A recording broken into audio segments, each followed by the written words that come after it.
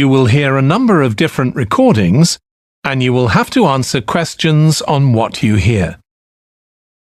There will be time for you to read the instructions and questions, and you will have a chance to check your work. All the recordings will be played once only. The test is in 4 sections. At the end of the test, you will be given 10 minutes to transfer your answers to an answer sheet. Now turn to Section 1.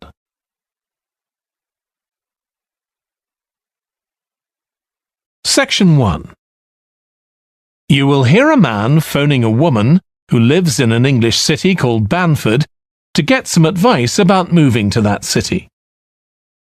First, you have some time to look at questions 1 to 5.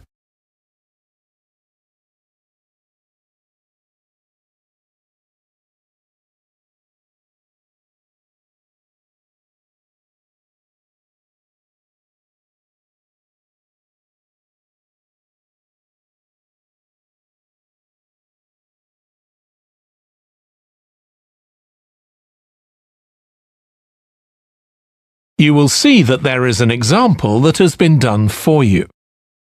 On this occasion only, the conversation relating to this will be played first. Hello, Linda speaking. Oh, hi, Linda. This is Matt Brooks. Alex White gave me your number. He said you'd be able to give me some advice about moving to Banford. Yes, Alex did mention you. How can I help? Well, first of all, which area to live in?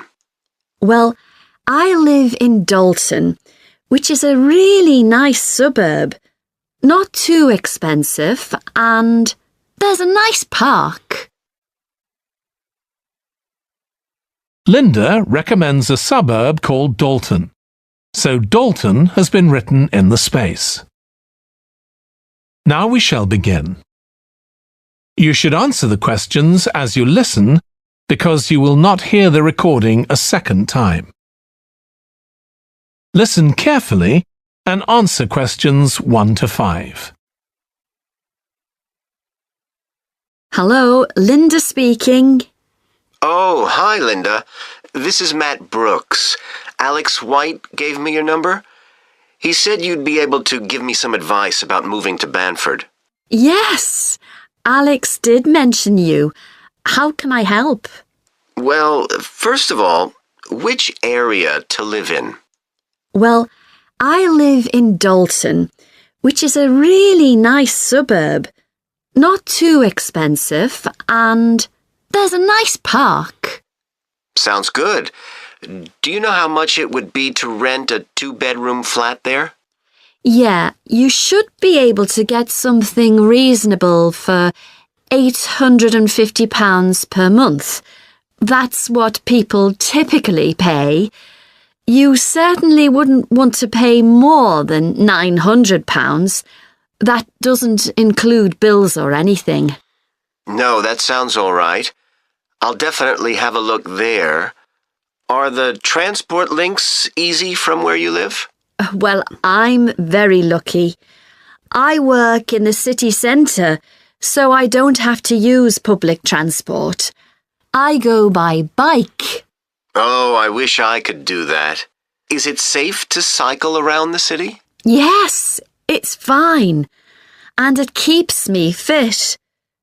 Anyway, driving to work in the city centre would be a nightmare because there's hardly any parking. And the traffic during the rush hour can be bad. I'd be working from home, but I'd have to go to London 1 or 2 days a week. Oh, that's perfect. Getting to London is no problem. There's a fast train every 30 minutes, which only takes 45 minutes. That's good. Yeah, the train service isn't bad during the week, and they run quite late at night. It's weekends that are a problem. They're always doing engineering work, and you have to take a bus to Haddam and pick up the train there, which is really slow. But other than that, Banford's a great place to live. I've never been happier. Before you hear the rest of the conversation, you have some time to look at questions 6 to 10.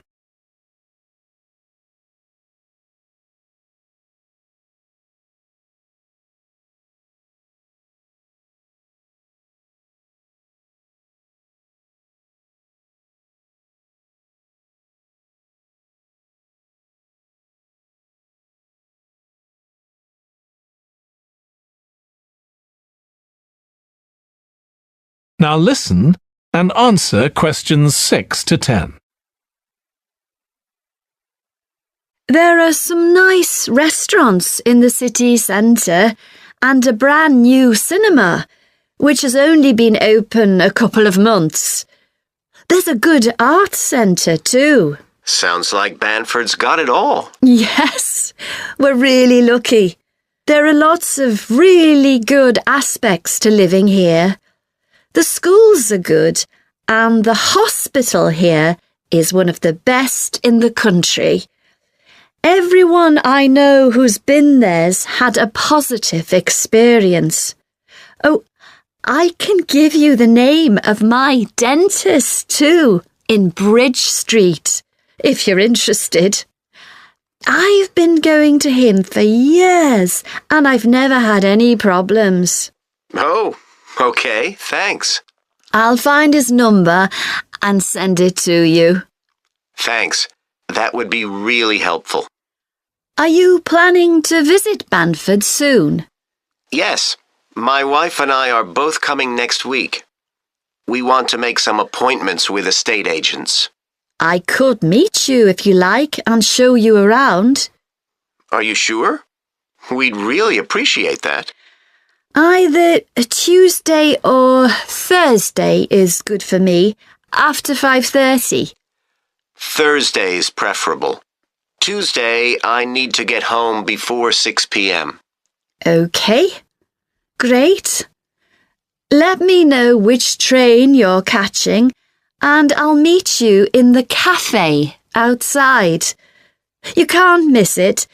It's opposite the station and next to the museum. Brilliant.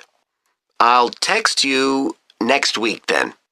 Thanks so much for all the advice. No problem.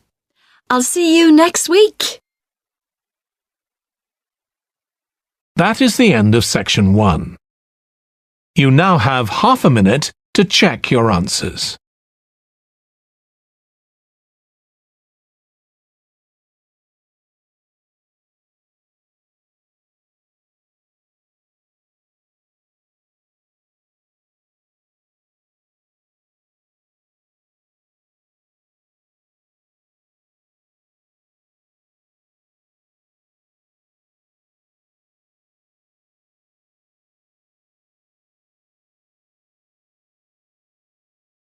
Now turn to section 2.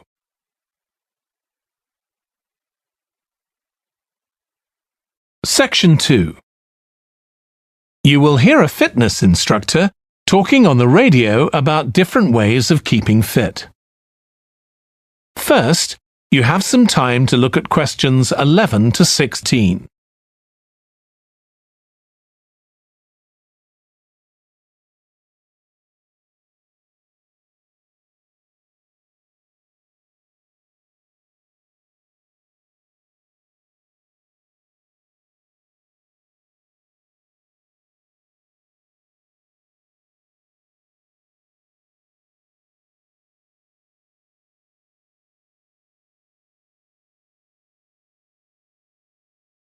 Now listen carefully and answer questions 11 to 16.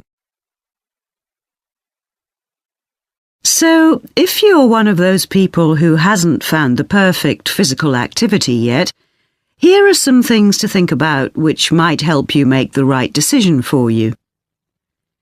The first question to ask yourself is whether you would enjoy training in a gym. Many people are put off by the idea of having to fit a visit to the gym into their busy day. You often have to go very early or late, as some gyms can get very crowded. But with regular training, you'll see a big difference in a relatively short space of time. Running has become incredibly popular in recent years. That's probably got a lot to do with the fact that it's a very accessible form of exercise. Anyone can run, even if you can only run a few meters to begin with. But make sure you get the right shoes. It's worth investing in a high-quality pair, and they don't come cheap. Another great thing about running is that you can do it at any time of day or night. The only thing that may stop you is snow and ice. Swimming is another really good way to build fitness. What attracts many people is that you can swim in an indoor pool at any time of year. On the other hand, it can be quite boring or solitary. It's hard to chat to people while you're swimming lengths. Cycling has become almost as popular as running in recent years.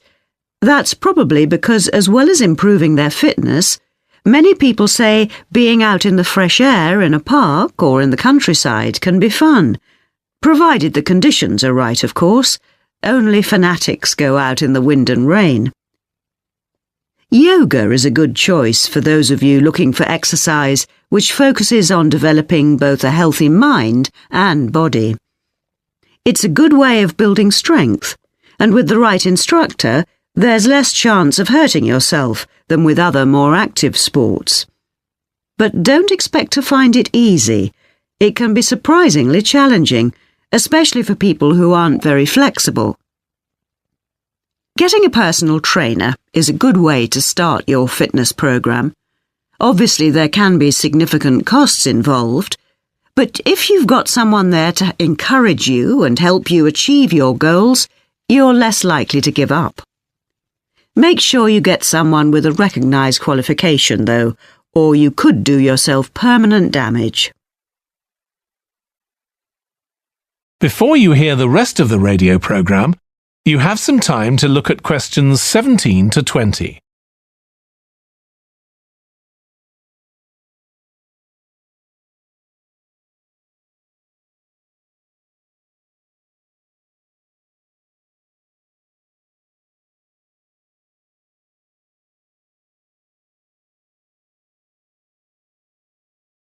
Now listen and answer questions 17 to 20. Whatever you do, don't join a gym unless you're sure you'll make good use of it. So many people waste lots of money by signing up for membership and then hardly ever go. What happens to their good intentions? I don't think people suddenly stop caring about improving their fitness or decide they have more important things to do. I think people lose interest when they don't think they're making enough progress. That's when they give up hope and stop believing they'll ever achieve their goals. Also, what people sometimes don't realise when they start is that it takes a lot of determination and hard work to keep training week after week, and lots of people don't have that kind of commitment. One thing you can do to help yourself is to set manageable goals. Be realistic and don't push yourself too far.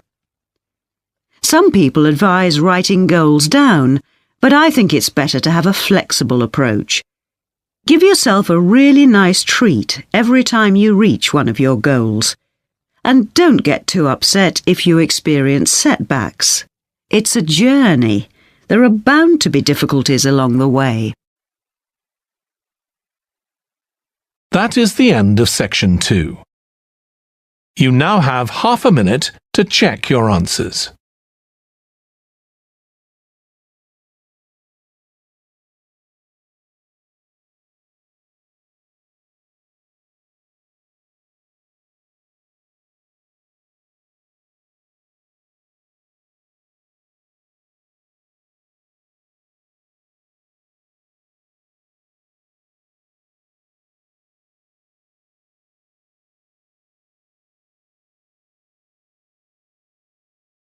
Now turn to Section 3.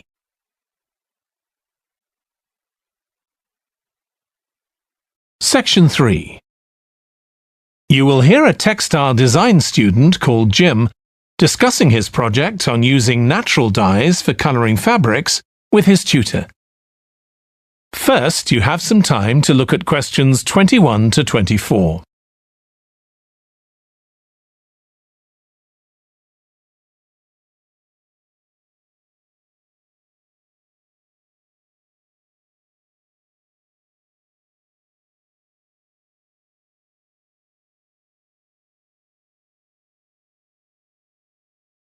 Now listen carefully and answer questions 21 to 24. OK, Jim, you wanted to see me about your textile design project. That's right. I've been looking at how a range of natural dyes can be used to colour fabrics like cotton and wool. Why did you choose that topic? Well, I got a lot of useful ideas from the museum, at that exhibition of textiles. But I've always been interested in anything to do with colour. Years ago, I went to a carpet shop with my parents when we were on holiday in Turkey, and I remember all the amazing colours. They might not all have been natural dyes. Maybe not, but for the project, I decided to follow it up. And I found a great book about a botanic garden in California that specialises in plants used for dyes. OK. So in your project, you had to include a practical investigation. Yeah. At first I couldn't decide on my variables. I was going to just look at one type of fibre, for example, like cotton. And see how different types of dyes affected it? Yes. Then I decided to include others as well. So I looked at cotton and wool and nylon. With just one type of dye? Various types, including some that weren't natural, for comparison. OK. So I did the experiments last week. I used some ready-made natural dyes. I found a website which supplied them. They came in just a few days, but I also made some of my own. That must have taken quite a bit of time. Yes. I thought it'd just be a matter of a teaspoon or so of dye, and actually that wasn't the case at all. Like, I was using one vegetable, beetroot, for a red dye, and I had to chop up a whole pile of it. So it all took longer than I'd expected. One possibility is to use food colourings. I did use one. That was a yellow dye, an artificial one. Tartrazine? Yeah, I used it on cotton first. It came out a great colour. But when I rinsed the material, the colour just washed away. I'd been going to try it out on nylon, but I abandoned that idea. Were you worried about health issues? I thought if it's a legal food colouring, it must be safe. Well, it can occasionally cause allergic reactions, I believe. Before you hear the rest of the discussion, you have some time to look at questions 25 to 30.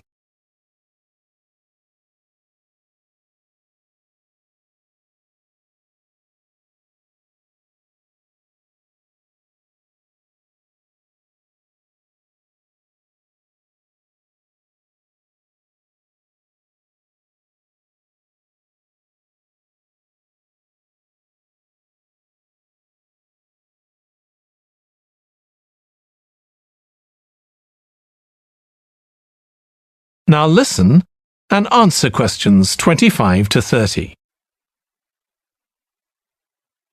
So what natural dyes did you look at? Well, one was turmeric. The colour's great. It's a really strong yellow. It's generally used in dishes like curry. It's meant to be quite good for your health when eaten, but you might find it's not permanent when it's used as a dye. A few washes and it's gone. Right. I used beetroot as a dye for wool. When I chop up beetroot to eat, I always end up with bright red hands.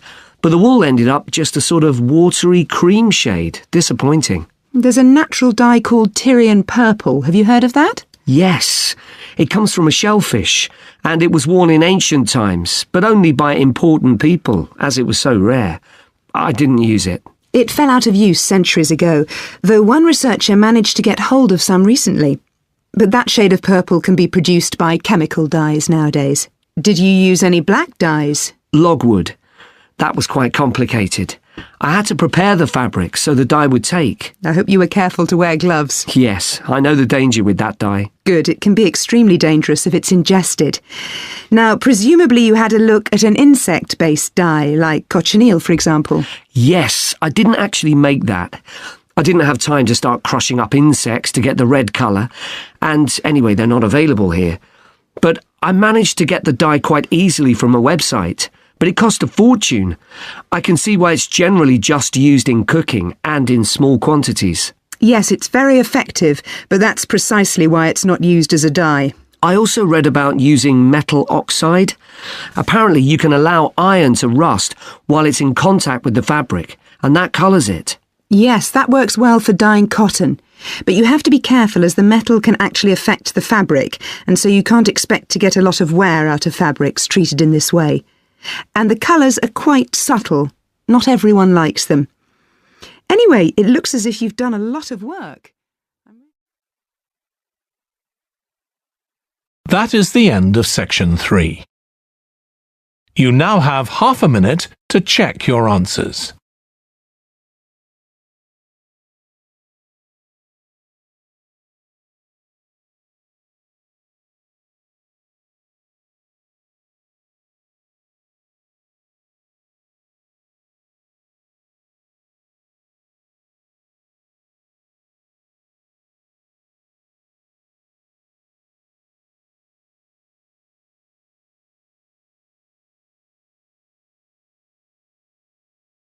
Now turn to section 4.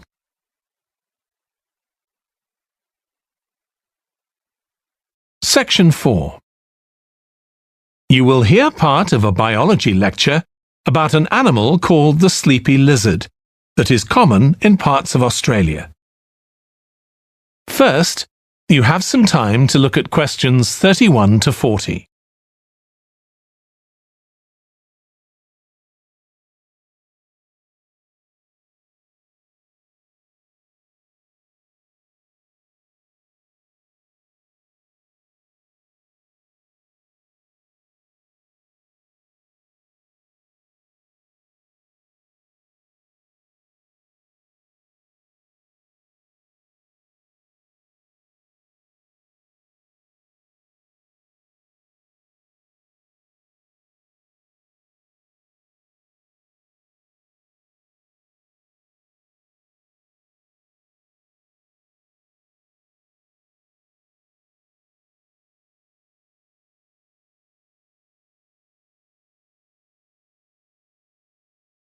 Now listen carefully and answer questions 31 to 40.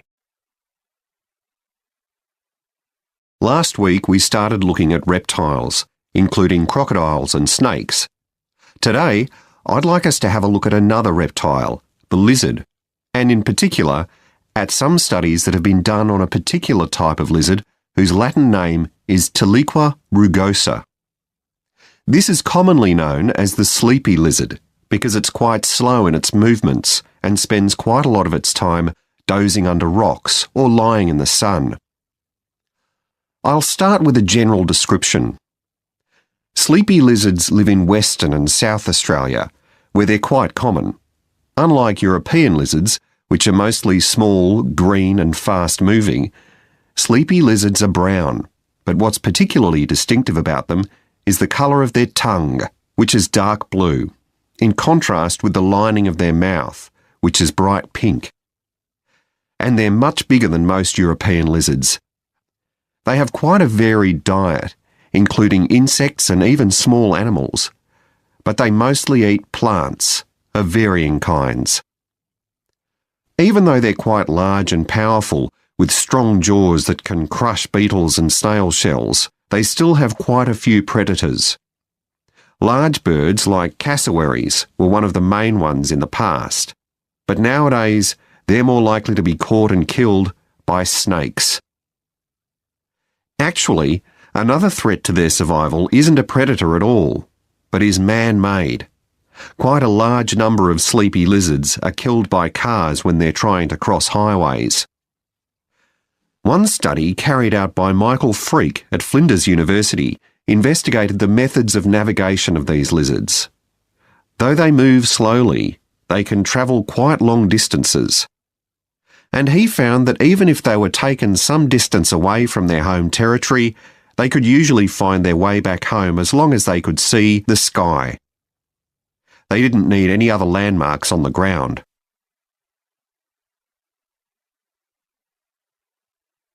Observations of these lizards in the wild have also revealed that their mating habits are quite unusual. Unlike most animals, it seems that they're relatively monogamous, returning to the same partner year after year. And the male and female also stay together for a long time, both before and after the birth of their young. It's quite interesting to think about the possible reasons for this. It could be that it's to do with protecting their young. You'd expect them to have a much better chance of survival if they have both parents around. But in fact, observers have noted that once the babies have hatched out of their eggs, they have hardly any contact with their parents. So there's not really any evidence to support that idea. Another suggestion's based on the observation that male lizards in monogamous relationships tend to be bigger and stronger than other males. So maybe the male lizards stay around so they can give the female lizards protection from other males. But again, we're not really sure. Finally, I'd like to mention another study that involved collecting data by tracking the lizards. I was actually involved in this myself. So we caught some lizards in the wild and we developed a tiny GPS system that would allow us to track them, and we fixed this onto their tails.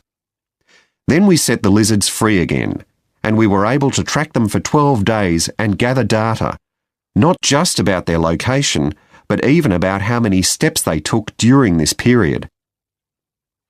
One surprising thing we discovered from this is that there were far fewer meetings between lizards than we expected. It seems that they were actually trying to avoid one another. So why would that be? Well, again, we have no clear evidence, but one hypothesis is that male lizards can cause quite serious injuries to one another. So maybe this avoidance is a way of preventing this, of self-preservation if you like. But we need to collect a lot more data before we can be sure of any of this. That is the end of section 4. You now have half a minute to check your answers.